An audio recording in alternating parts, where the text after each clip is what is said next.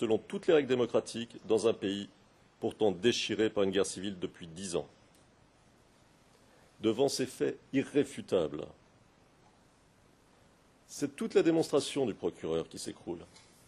La supposée intention du président Gbagbo, la supposée organisation sur laquelle il se serait reposé, ou encore les allégations d'ordre donnés et de réunions tenues.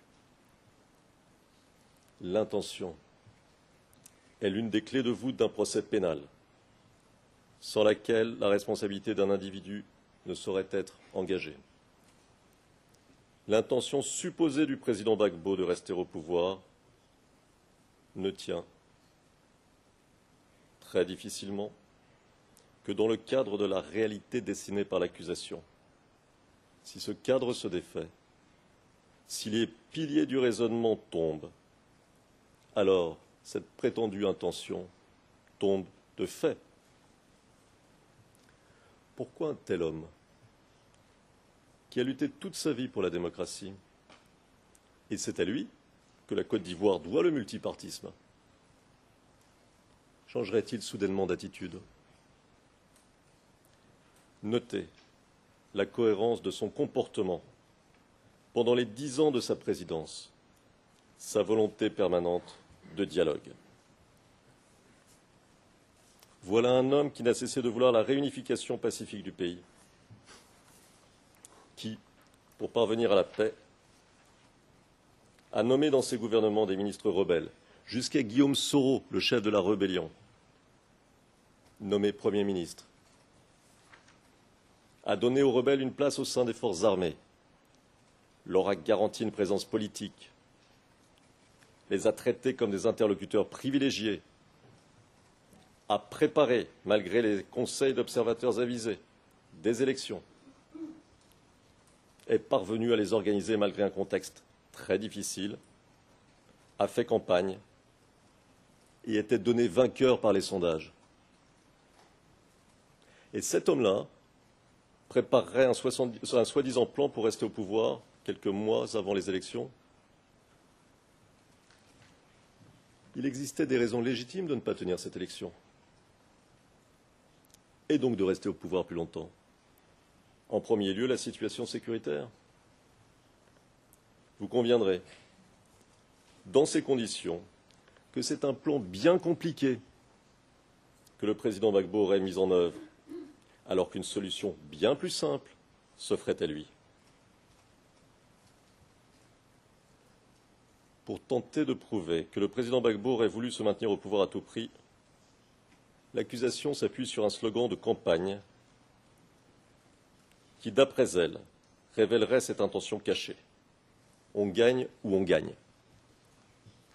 Si elle avait interrogé ne serait-ce qu'un seul Ivoirien, elle aurait appris qu'il s'agit d'une expression commune et ancienne en Côte d'Ivoire, devenue d'ailleurs un slogan utilisé par l'équipe nationale de football, les éléphants. Et vous aurez noté que la chanteuse qui en a fait une chanson était l'animatrice de la campagne électorale d'Alassane Ouattara. Comment alors attribuer ce slogan au président Gbagbo?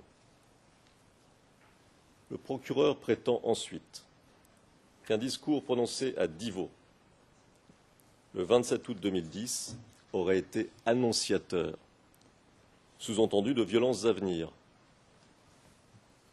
Mais ce discours, prononcé devant des officiers de police, portait sur les raisons de l'installation d'une compagnie républicaine de sécurité, une CRS, à Divo. Il s'agissait de rassurer les populations de la région en proie à des actes de banditisme lors de chaque traite de cacao. Les mises en garde du président s'adressaient donc aux délinquants. C'est un discours comme tous les chefs d'État, comme chaque ministre de l'Intérieur en prononce régulièrement. Vous noterez le procédé de l'accusation. Systématiquement sortir les faits de leur contexte. Le procureur prétend ensuite que le président Gbagbo aurait préparé les esprits à de futures violences en désignant par avance les ennemis, en les stigmatisant. vous aurez noté qu'il est incapable de citer un seul discours de haine, un seul propos dénigrant. Il est obligé de se référer à ce même discours de Divot et au fait que les pro-Gbagbo auraient véhiculé un slogan de violence. Il n'y a rien en face, c'est maïs. Là encore, il s'agit d'une expression courante en Côte d'Ivoire, née à l'occasion d'une émission de télé-réalité et qui ne recèle de violence que dans l'esprit du procureur. Notons d'ailleurs que les chanteurs qui interprètent cette chanson sont majoritairement originaires du Nord. Passons à l'affirmation selon laquelle aurait existé une organisation occulte, structurée, hiérarchisée, chargée de mettre en œuvre le dessein du maintien au pouvoir. Les débats ont montré qu'une telle organisation n'avait jamais existé. Alors le procureur prétend que le président Gbagbo aurait installé autour de lui une petite clique de fidèles. L'accusation prétend que plusieurs mois avant l'élection, le président Gbagbo aurait posé les bases de l'organisation qui mettra en œuvre sa politique d'attaque contre les civils. Encore une fois, la réalité des faits ne cadre pas avec cette affirmation. Pourquoi un homme qui prépare soigneusement une élection, qui sera qualifiée de libre par tous les observateurs, agirait-il ainsi? L'accusation en veut pour preuve qu'en août 2010, le président Gbagbo aurait signé un décret relatif à la nomination de responsables militaires, renforçant ainsi la position de militaires qui lui étaient, dit le procureur, proches. D'après elle, l'intention du président Gbagbo de rester au pouvoir pourrait être décelée à travers ces nominations.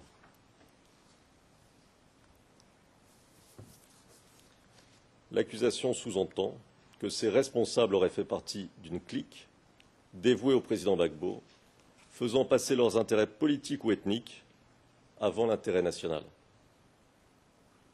D'une part, le procureur n'apporte aucune preuve au soutien de cette allégation.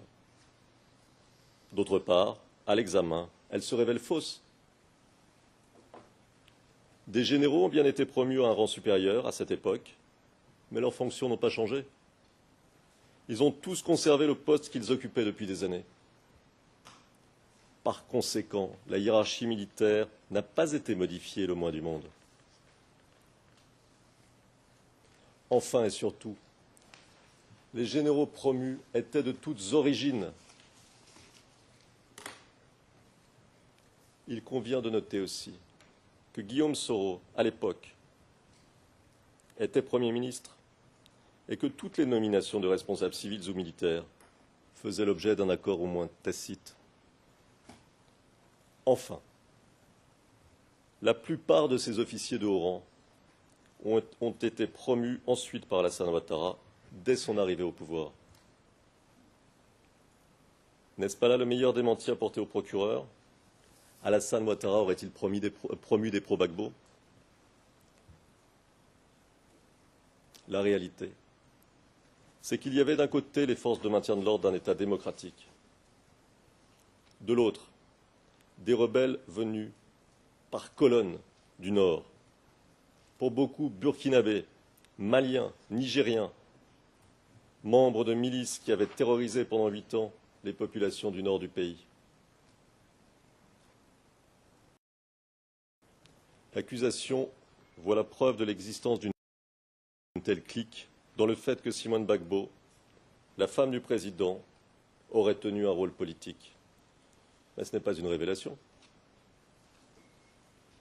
Simone Gbagbo était une femme politique, militante de la démocratie, avant même de rencontrer son mari. Elle était députée d'Abobo avant l'élection de son mari.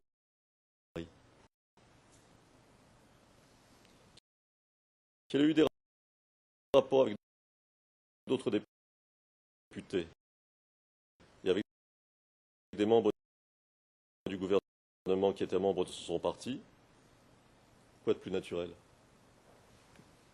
Le procureur s'étonne de ses efforts pour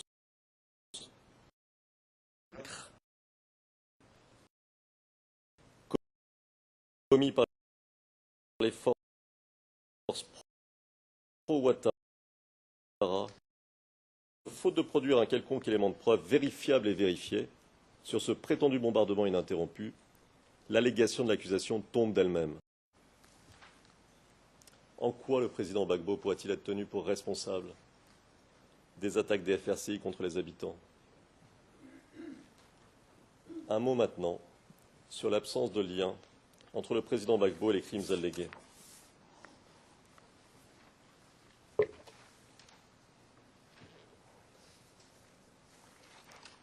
Pour tenter de prouver le contrôle du président Gbagbo sur les FDS, l'accusation transforme une cérémonie républicaine au lendemain de la proclamation par le Conseil constitutionnel de la victoire du président Gbagbo en réunion occulte, pour tenter de prouver que le président Gbagbo aurait ordonné des attaques contre les populations d'Abobo. L'accusation n'est réduite à mentionner une réunion qui aurait eu lieu à la fin du mois de février 2011 avec des responsables du maintien de l'ordre, lors de laquelle le président Gbagbo aurait indiqué qu'il convenait de conserver Abobo. L'accusation prétend qu'il s'agissait là d'un ordre implicite de bombarder les populations civiles. Et c'est ainsi qu'elle tente de nouer un lien entre le président Gbagbo d'une part la marche des femmes du 3 mars 2011, d'autre part le bombardement du marché, deux événements, rappelons-le, pour le moins discutables. Comment peut-on se livrer à une interprétation aussi hasardeuse? C'est là un bon exemple de la méthode du procureur. À partir d'un fait avéré, et il était normal que le président Gbagbo tienne des réunions avec les responsables du maintien de l'ordre dans une période aussi délicate, il parvient à des conclusions particulièrement fragiles, sautant nombre d'étapes logiques. En réalité, il ne s'agit toujours que d'affirmations qui ne valent que ce que valent les affirmations.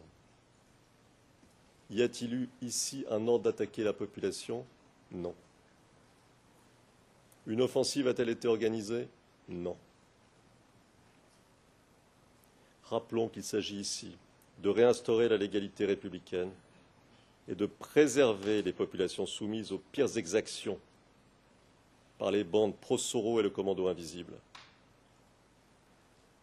C'était bien le devoir du président que de s'intéresser au cruel destin des habitants d'Abobo.